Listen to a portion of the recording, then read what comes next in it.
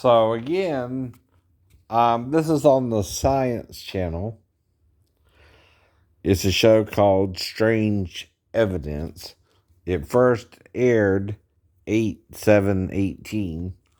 And what's going on is this woman drives into this deep flooded river, right? Not intentionally, of course, not knowing it would be flooded, right? And her car starts sinking, right? And mysteriously, she gets out the vehicle, and they're trying to figure out how.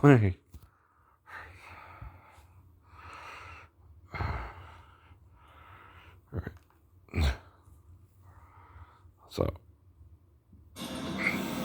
what they typically say to do is to try to escape through the window by breaking the window. Car windows are made out of specially heat-treated tempered glass, which is strong enough to withstand the force of a hammer blow. In order to break a car... so,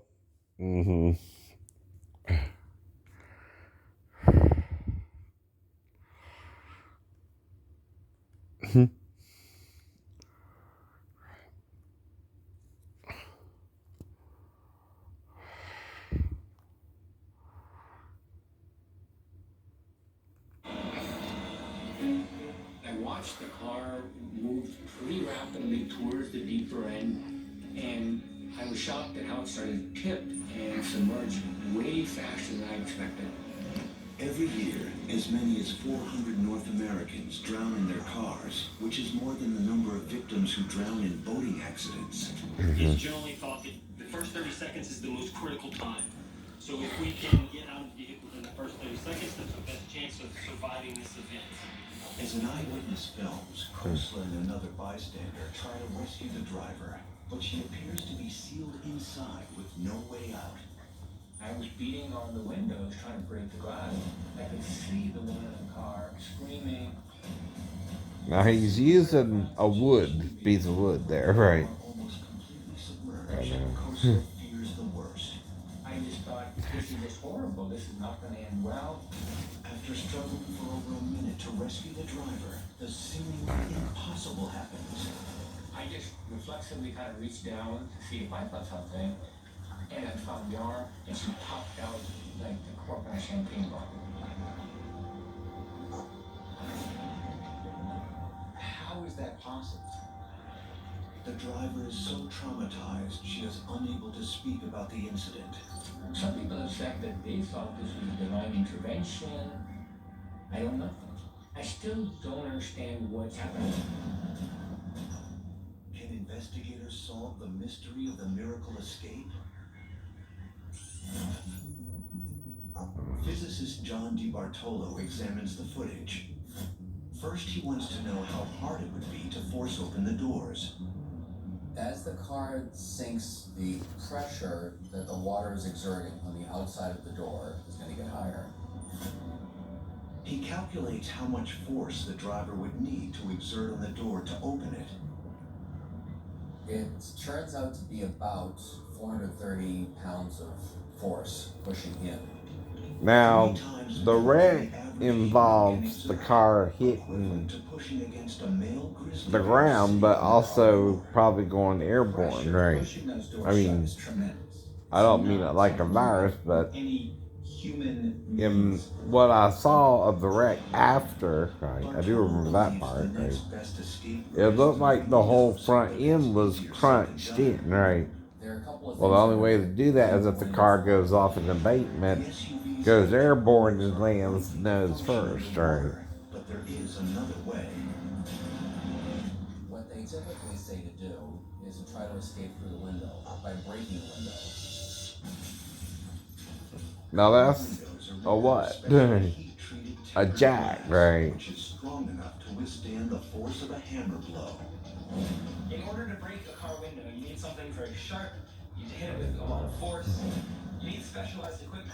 That's what you use to, if you got a flat tire, right? You're the kind of person that worries about being in a You get a jack, and that's part of how you remove the bolts from the wheels on the tire, right? Spools to the end of the footage to check on the state of the windows.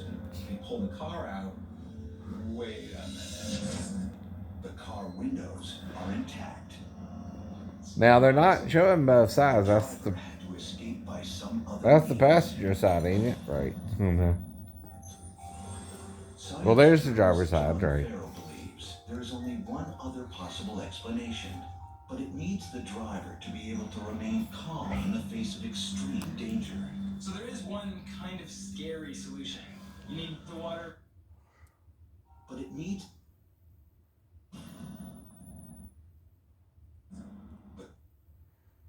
why spools to the end of the footage to You should have one of these things in your glove compartment.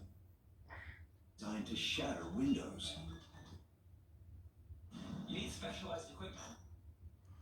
withstand the force of a hammer blow. In order to break a So that's the hammer blow. So if the windshield was to collapse on my head, right, that could explain the C1 and C2, maybe, right? But not the C3 and the C4. Why it's lower, right? Right. Than the other vertebra, right? To begin with, right? Auto glass hammers have specially engineered pointed tips designed to shatter windows. If you're the kind of person that worries about being in a sinking car, you should have one of these things in your glove compartment. So you can't just break a window with a normal hammer. Maybe a sledgehammer. But at the same time, right?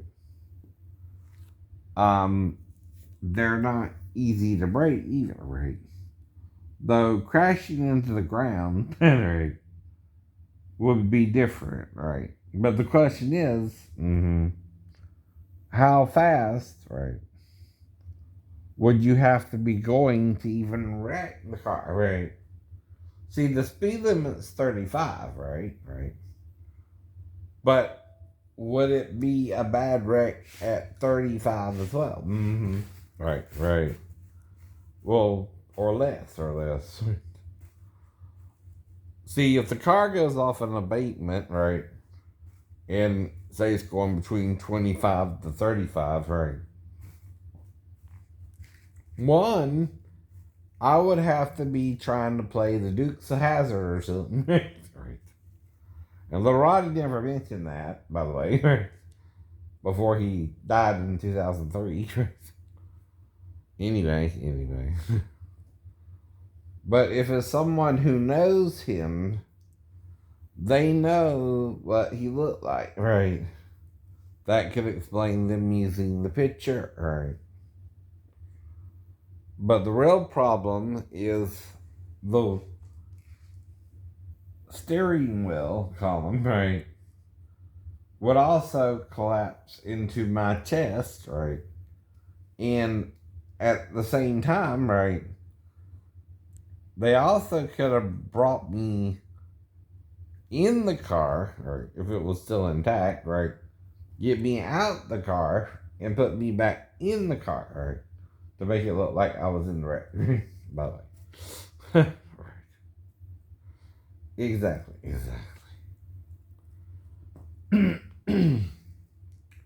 Now, the problem is, though, with amnesia, this is just another guess, right?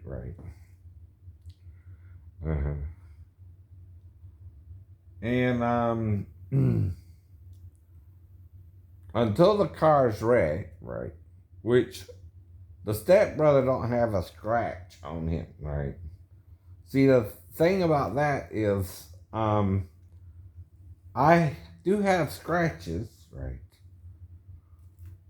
And my eyebrow was shaved off, right? Well, that still means I had to be in the car, right?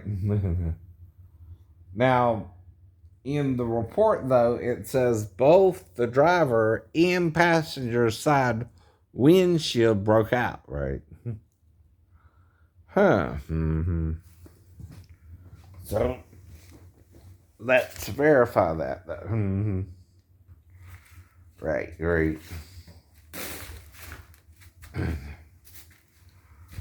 Like I already told you, right? My job isn't to, you know, tell you anything, right? But I'm sharing with you something I think unusual, right? At the same time, right? Mm. And normally, right, could not only kill you, right, or paralyze you, right? I don't know. And this is anyone with the same injury, right? No one injured with a spinal cord injury as weird and severe as mine normally gets up and walks, right?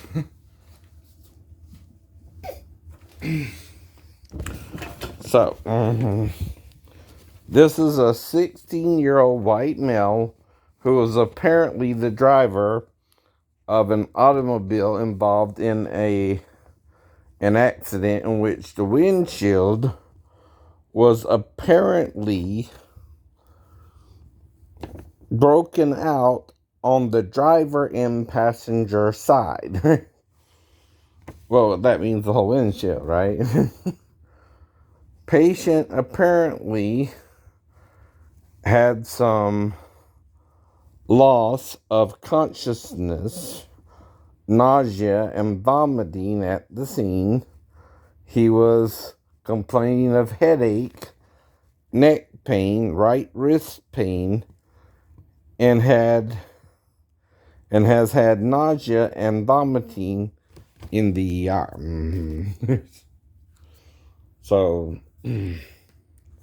this is on the letterhead of Memorial Hospital still, right? This is when it was, before it was a university, by the way. I know. Savannah, Georgia, right? Is nothing out of the ordinary, right? Gives you the date, 8/24/86, right? Motor vehicle accident with head trauma, right? So, like I said, right? Mm-hmm. The closed head injury and concussion, possible cervical spine injury, right? Now, for some reason, there's a little line here, right? When whoever copied it, but, right,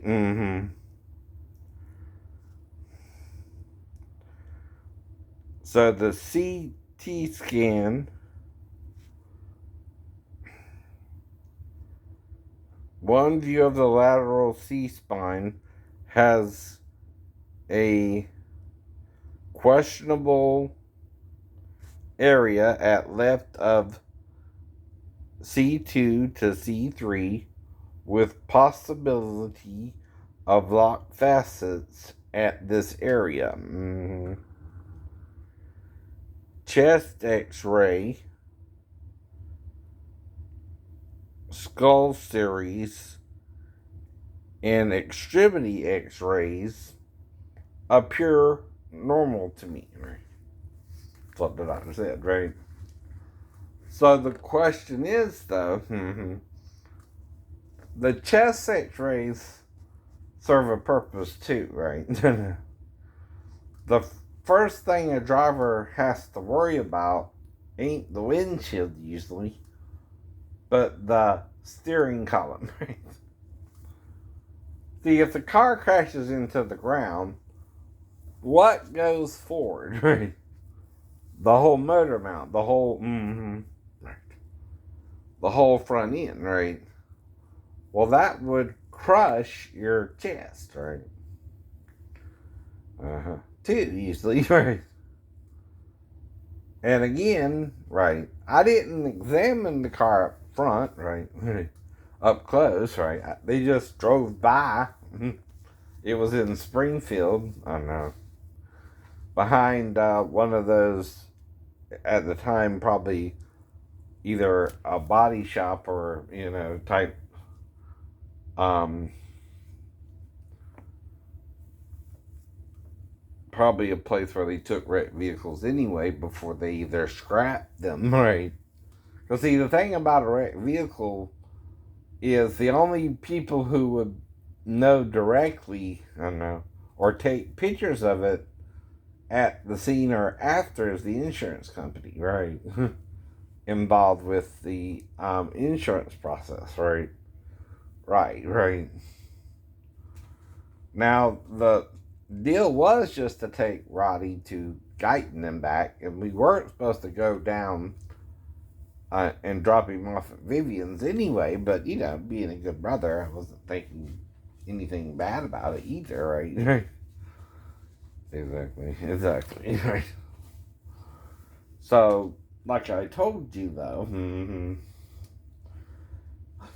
if I show you something, my job ain't to convince you of anything, right? No one can do that if you don't listen, right?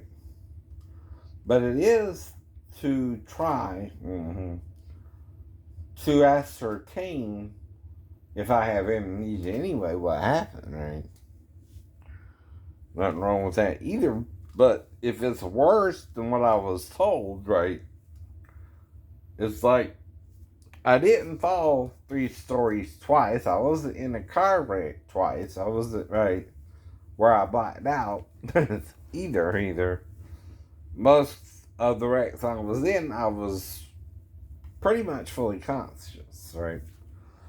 Now, even with the Kia, I'm going the speed limit between 55 to 65. And when I'm driving the 6 speed, right, and going to the 6th gear, and that's when I realized the light changed red, and I'm looking kind of more down, and the light is up higher.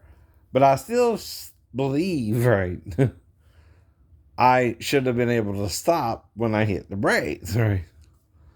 Which that could be either a brake malfunction with the Kia braking system, right?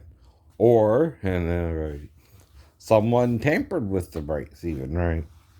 But I can't prove it. Why? The car was totaled, right? I mean, I mentioned it maybe to my my body guy, right? But I don't know if he looked into it, right? And again, right? Same with the bus wreck, right? The weird thing is that bus hit me to the left, right? Well, if I'm pulling out left and I stop, right, I can be in my lane, right, and pull out so far. And this is legal when you're turning left too, right? And the person can't swerve into my lane, and I can't be in their lane either, right? If you know what I mean, right? And when you're pulling out of Publix, you have a longer curve, right, to pull out, right, and stop even, right? And if you stop at a certain angle, right, she can still get by you, right, unless she swerves, right? Now, the problem is, though, right, the officer, simply because I'm turning left, made it on my fault. You can't do that. And when I tried to point it out, I got snowballed by the judge, right? And that seems to me like abuse of power, but I'm not a lawyer, right? I can't do a case against the judge, right? I can only say, well, my opinion is I wasn't in her lane, right? And she swerved into me because I was following a group of cars Where 2 pulled out fully, I know. I was kind of behind the third, but my light turned yellow, so I stopped, which is what I told him. I stopped, right, before I saw her, right. I didn't even see her, but I stopped, right. And she hit me, and she hit you. Well, the next thing I know, I'm being cited. I'm being blamed for the wreck, right? And like I said, though, what is weird about most of my wrecks is there's no real reason, right, for them to kind of happen. There's no reason for me to just go flying off a curve. There's a reason for me to not hit the brakes in time, even if I'm doing the gears, right, every 10 miles, and then between 60 and about 60 miles per hour when I put it in 6th gear anyway, right? Because like I told you, 0 to 10 is 1, right? I keep it in gear 1, right? Then 10 to 20 is gear 2, right? 20 to 30 is gear 3, right? 30 to 40 is gear 4. 40 to 50 is gear 5, and then 50 to 60 is gear 6. So you see what I mean, right? I'm up in the 50 to 60 mile per hour range there, right? When I look up at the light and see it's red and hit the brakes, right? Now, normally, right, I don't have a problem stopping.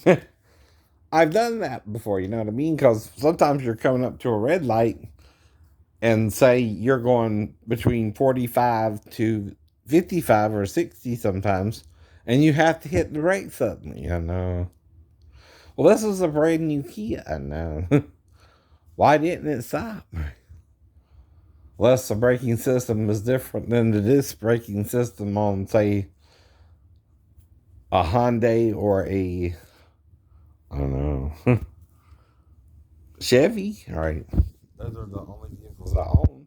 I own the Honda, right? That's disc brake, right? And I had a Mustang, right? Ford.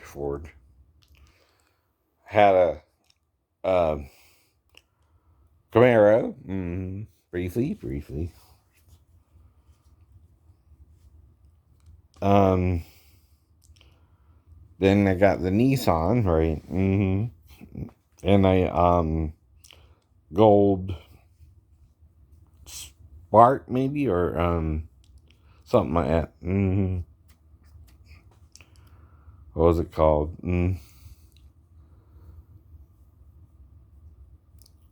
It was a Chevy something, right? But it was a gold little car, you know. And it was smaller than the Honda Fit, so again, right.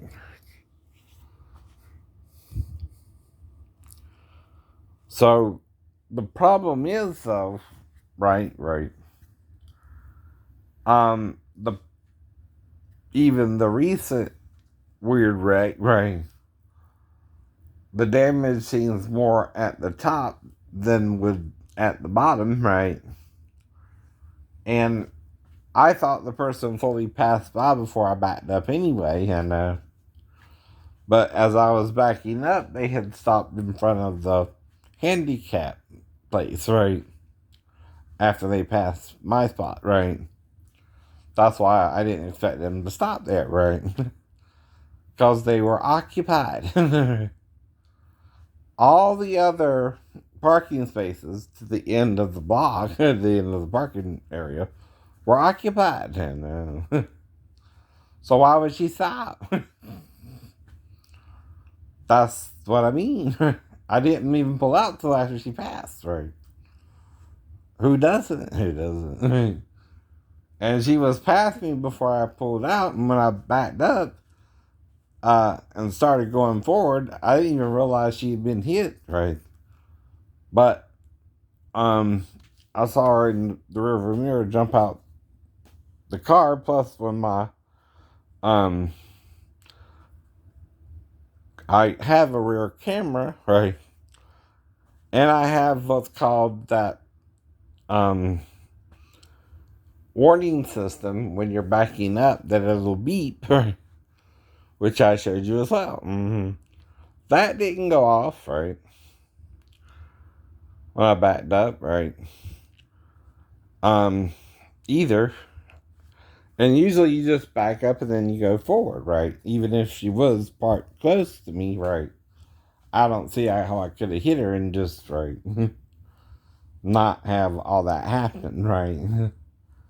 But I did see her jump out the car like she was hit, right? But again, I don't know how I could have hit her with her stopped as well. Because I would have had the warning light go off, right? That I was approximately near her, right?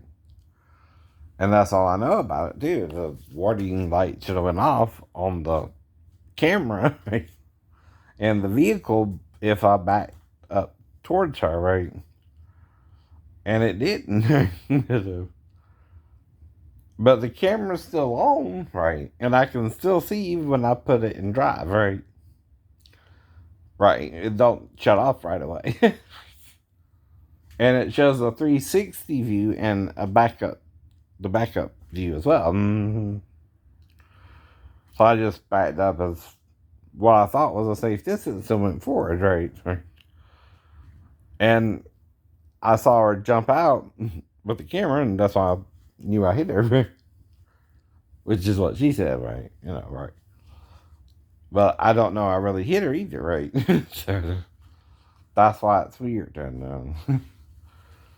And plus, the damages I have is in the